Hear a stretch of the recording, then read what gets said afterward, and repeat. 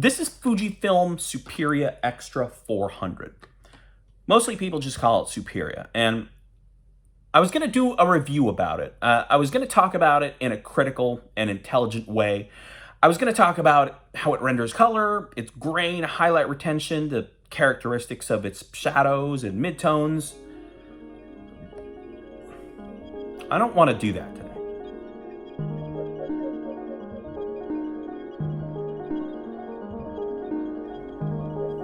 Okay, so if you've ever been friends with a technically minded musician, or even if you're a musician yourself, or even watched YouTube videos about music theory, they break down music in a way that tells us the characteristics of a scale, or how tempo affects the feeling of a song, or how a chord progression resolves in a really satisfying way.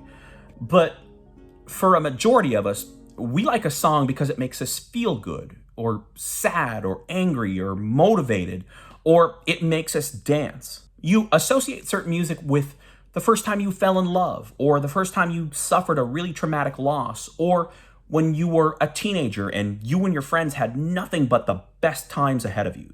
Now, breaking down art in a technical and critical way has a lot of value. It's just that this is my most favorite color film of all time.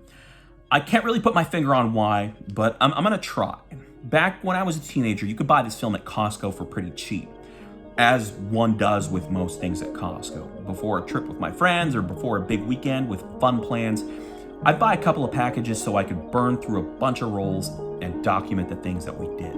It was actually Kirkland branded film, Costco's house brand, but years later, when going back to look at the negatives, it was super obvious that it was Fujifilm from the border markings.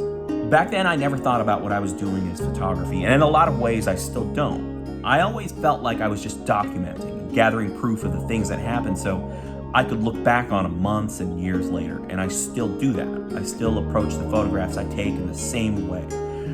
I would forget things that happened, places we went, and people that were there, and I hated that feeling. If I had photos, I could always go back to them. My childhood and teen years were documented with this film. When I started shooting film again about a decade ago, this was the film I picked up from Rite Aid to run through the Yashica FX3 that my sister gave me.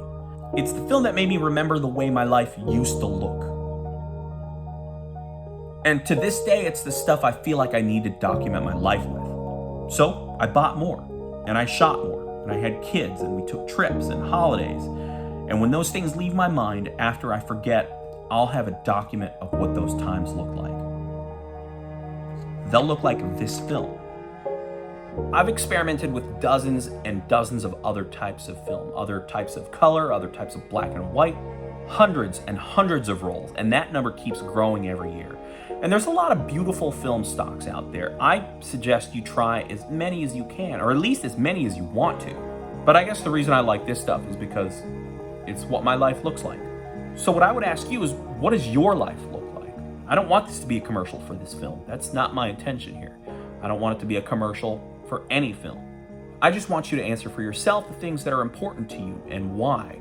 Is it the technical characteristics of a film? Can you break it down analytically and critically? If you can, that's fine. But also, if you can't, that's okay too. If it makes you feel a certain way, and it reminds you of a time and a place, and it expresses what you want it to express, then you're doing something right.